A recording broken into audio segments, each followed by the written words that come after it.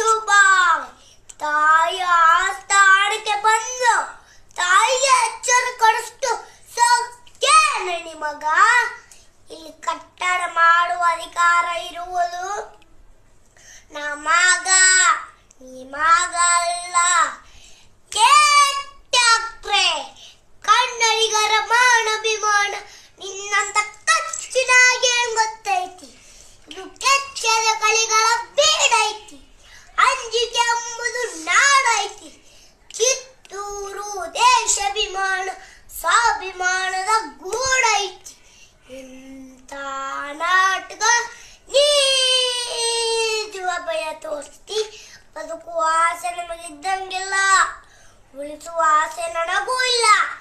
ಗುರುದೇವ ಇಂಥ ಮಂಡ್ಯ ಮಾತು ಕೇಳಕ್ ನಾ ಚಂಡಾಳ